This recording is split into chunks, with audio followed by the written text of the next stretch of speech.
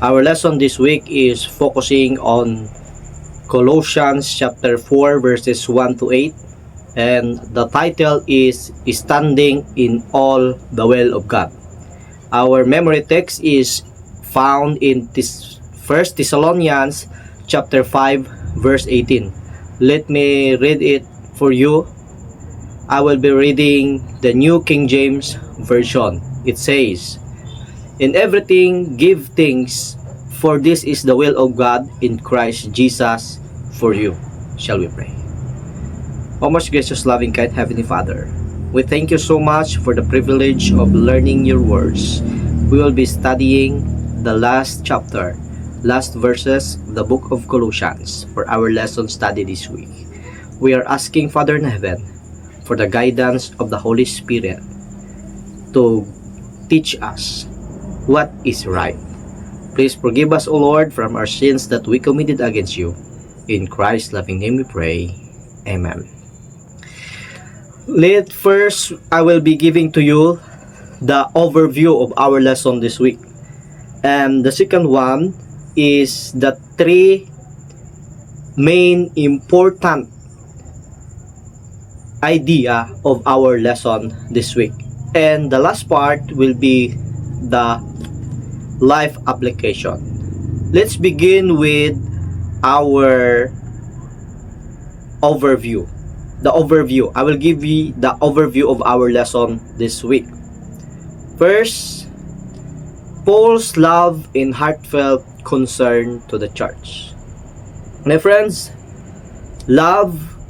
Paul's love his fellow workers, and also he loved the audience. That is how Paul committed in doing his ministry. The second one is Paul's desire for the church members in Colossae is for them to stand perfect and complete. Now let's proceed to our themes. Our lesson this week is divided into or focusing into three themes. The first one is mission is a collaborative. Mission is a collaborative effort of people working together in close connection. That's the first theme. The second theme is because mission is collaborative, church leaders and missionaries must work with this clear purpose in mind, so the church members may stand perfect and complete. And it's found in Colossians chapter 4 verse 12. The last one, the third one, a profound love for Jesus removes any possibility of compromising with this world's standards and with the materialism and characterizes it. The summary of the themes, the major themes is mission is a collaborative. The second theme is church leaders and missionaries must work with this clear purpose in mind. And the last one is our profound love for Jesus removes possibility of compromising the world's standards with the materialism and that characterizes it. Now let's begin to our three main themes in our lesson this week. To give you a little bit a small summary for this. First, the first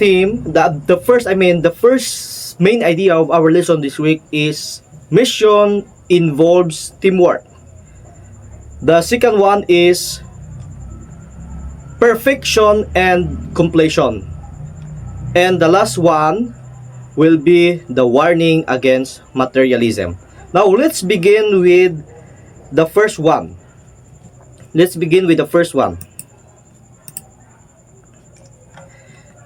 Mission involves teamwork. I will not read the verse, so we will never consume so much time, many time. Okay. The first one is mission involves teamwork. Missionary team. In Colossians 4 verses 7 to 14, if you're going to read it, you will come to, if you analyze it, that Paul mentions his fellow missionaries. In fact, he mentioned 9 individuals in all of that verses. That means we can say that the missionary team or mission involves teamwork. You cannot create a mission. Now we will study one by one who are those people, fellow missionary of Paul, that he is doing or did mention missionary with them. There are 9 individuals. The first one is Tychicus. I don't know how to mention his name, but Tychicus. Okay, you can read it in Colossians chapter 4 verse 7. It says, what is the identity or what is the contribution or the relationship of these people to Paul? Tychicus, he is a beloved brother. He is a faithful minister and fellow servant in the Lord. You can read it. You can open your Bible in Colossians 4 verse 7, and I will let you analyze is these 3 characteristics of Tychicus. He is a beloved brother and faithful minister and fellow servant in the Lord. Now let's proceed to Onesimus in Colossians 4 verse 9. You can read it if you have your Bibles with you, or you can open your Bible. It says, faithful brother. Also, Onesimus is a faithful brother and beloved brother, one of you. That means Onesimus is one of the members of the church that Paul's pertaining to his letters. He is a faithful brother, he is a beloved brother, and also one of you. He is also the member of the church. He is a fellow member. And the third person that we will talking about is a Paul's fellow prisoner. Is found in Colossians 4 verse 10.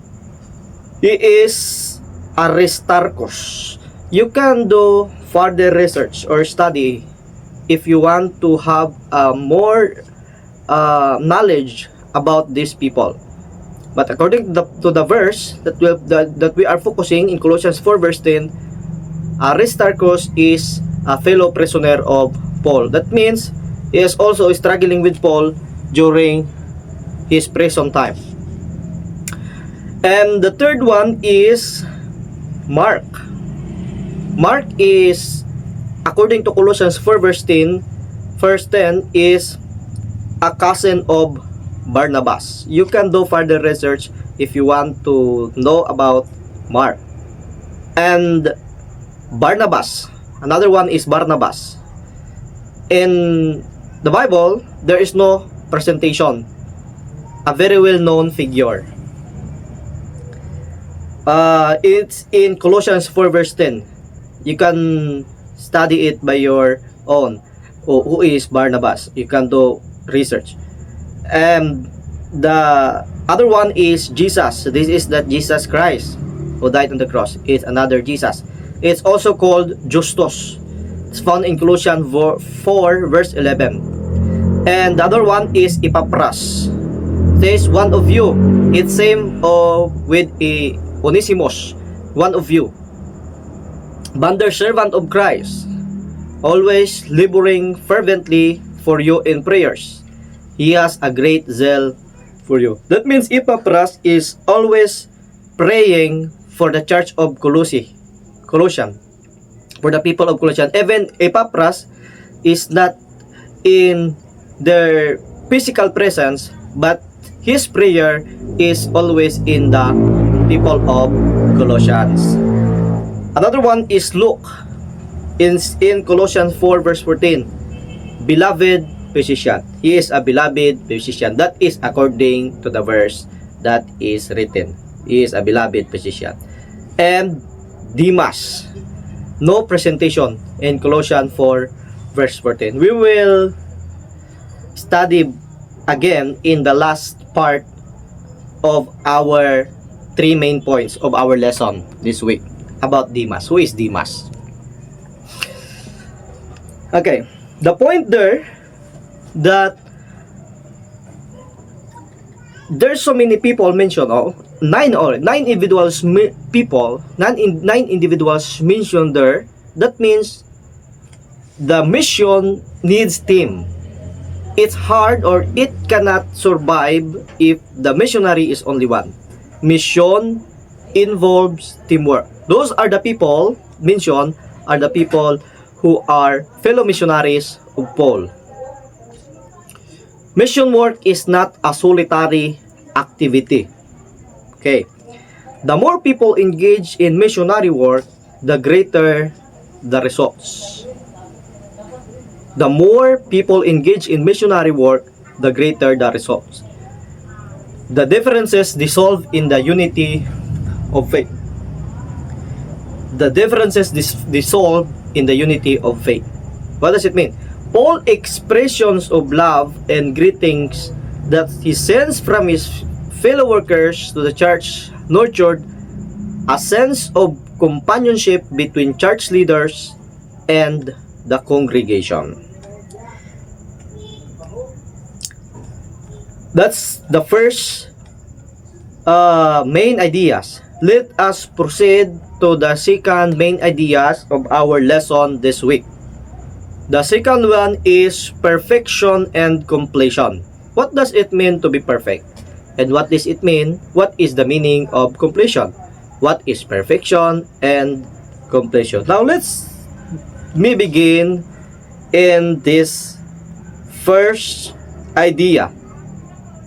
It says leaders must work and pray for members to be perfect and complete. Let's start with our leaders. The leaders should be pray for the members to be perfect and complete. Now, we are now there. They need to pray to be perfect and complete. But what does it mean to be perfect? What does it mean to be complete? Now, the Greek word perfect is teleos, which means mature. The unity of the faith and of the knowledge of Son of God results in a perfect, mature teleos. The perfect there is not simply means you are no sin or you are not able to commit sin. The perfect there means you are matured in your relationship with Jesus Christ. That's when leaders pray for the members to be perfect, the leaders must pray to the members to be mature in the relationship with Christ. The second one is the word complete.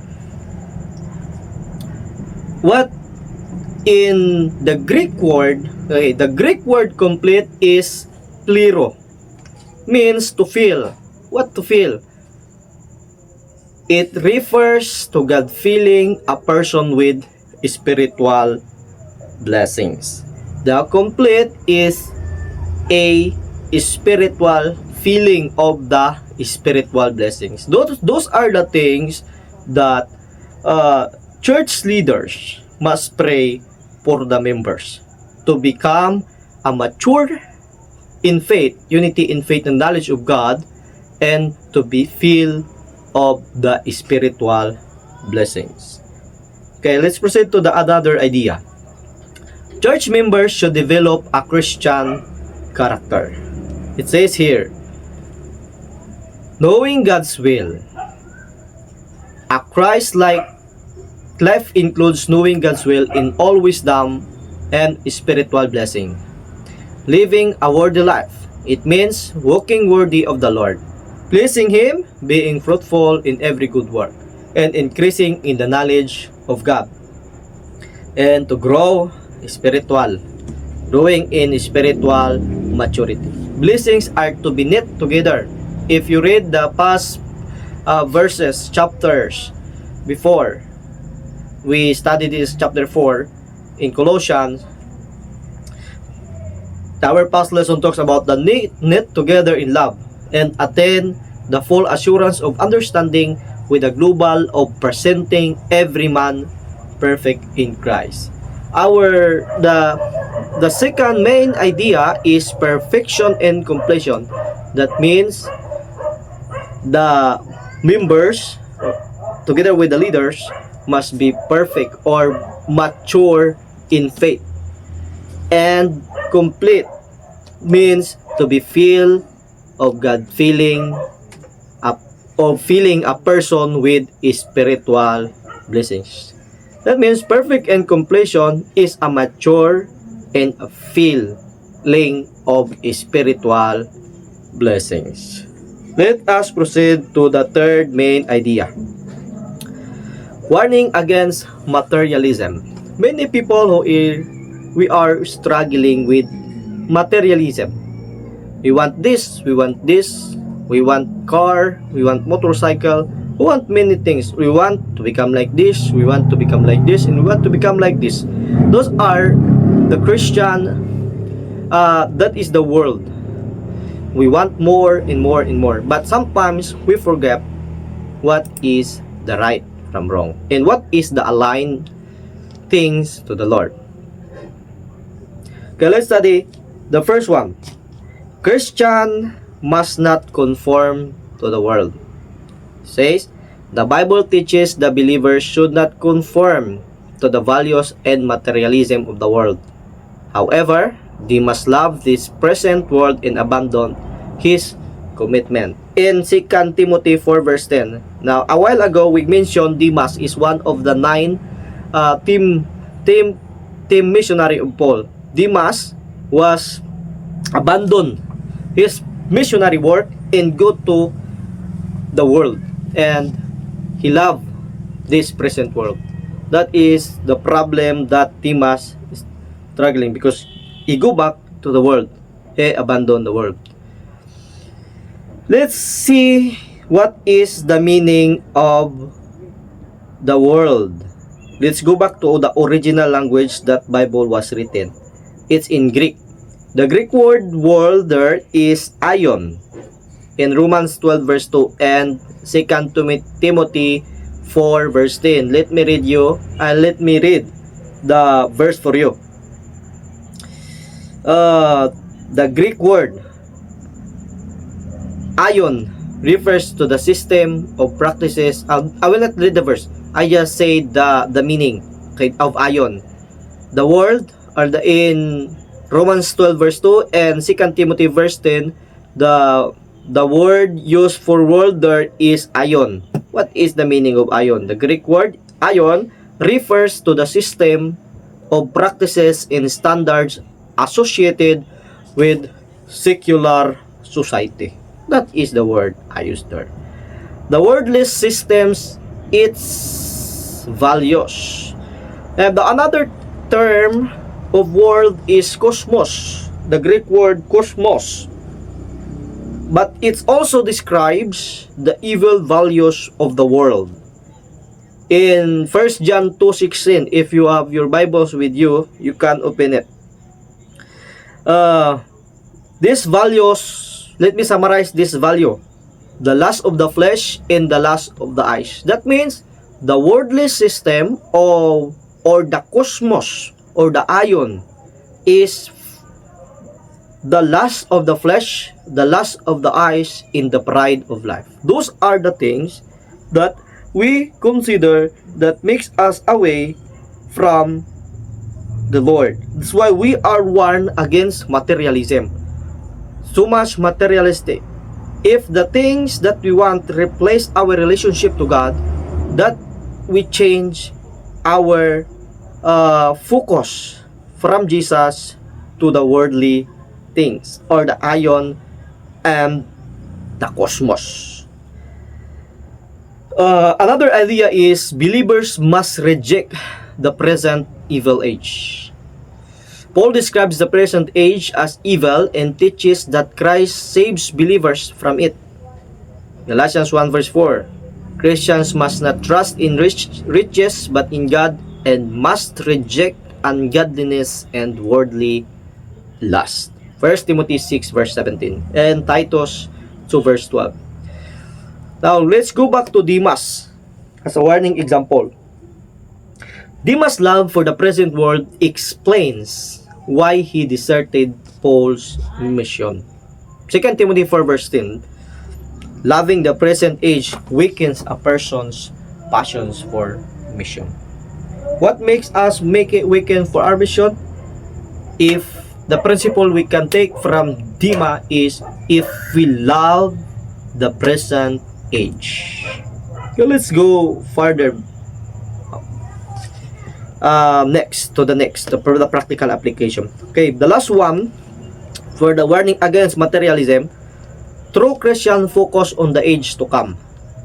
Those who long for the future kingdom live sober, righteous, and godly lives in the present age and remain actively engaged in mission. How to avoid being materialistic people in living in the present world, or in short, living in lust in flesh, lust of the eyes, in pride of life. How? The book of Titus 2 verse 12, the principle that we can take there is we actively engage in mission.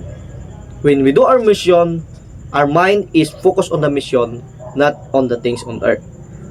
When we are doing our mission, we tell people that we are not focusing to this world. This world will be abolished, will be demolished. Time will come, God will give a home for the people, for all the people who believe in Him. That's why we encourage everyone to participate in the mission. Those are the three major points, main ideas in our lesson. Mission involves. I want to summarize it. The first one is mission involves. We need to participate in our mission. We need to become one of the team of our mission. The second one is perfection and completion. Take to do this. Perfection and completion can only gain through our personal relationship with Christ, to our personal saving relationship with Jesus Christ. And the third one is warning against materialism. The good example is Demas. Is a warning of is example of he lived the mission for his own passion for the world. This is a warning for us and reminding for us that against the materialism. Let's proceed to our practical application. I have a questions for you. I cannot hear your answer, but let these questions answered by your mind, or you can comment in our comment section. The first question: why our social networks crucial to our ministry? You can answer this to the comment section. And who is in your social networks? How have they aided your mission work and witnessing efforts to God? How has God called you to help others grow in spiritual maturity and to prepare for heaven? In what ways does your love for Jesus keep you safe from compromising with this world's values? What does it mean to be in this world but not of it? Friends, build and use Christian relationship for mission. Believers should value their social networks, our friends, our church members, our family, and work together in spreading the gospel and supporting one another in ministry. And also help others to grow spiritually. Christians are called, guide, and encourage others towards spiritual maturity. helping them prepare for Christ's kingdom through teaching, mentoring, and witnessing. Live in the world without adopting its values. Love for Jesus should lead believers to reject worldly values and materialism, living a holy life while still actively serving people in the world. Reject worldly values and materialism. Friends, we need to choose our social networks because it will be help us or not help us in doing our mission. And it is important to note as well that we need to encourage our fellow members, our brethren, to spiritual maturity. We pray for them. We ask the Holy Spirit to guide them. Pray for them, not just pray for ourselves. We pray for other people. We pray to give them a spiritual maturity, to be complete and to be perfect. We pray for them, especially to the leaders. Pray for your members, for the church members, that your members will have to become a perfect and complete. Yes, while we are waiting for the second coming of Jesus Christ, we are still living here on earth, but without adopting the world's values. Reject worldly values and materialism. Our lesson is focused on our relationship with Christ and our relationship to the other people that we fellow missionary. Let me repeat for you the title of our lesson: Standing in All the Will of God. Shall we pray? Father in heaven, we thank you so much for the Holy Spirit who guided us in our study.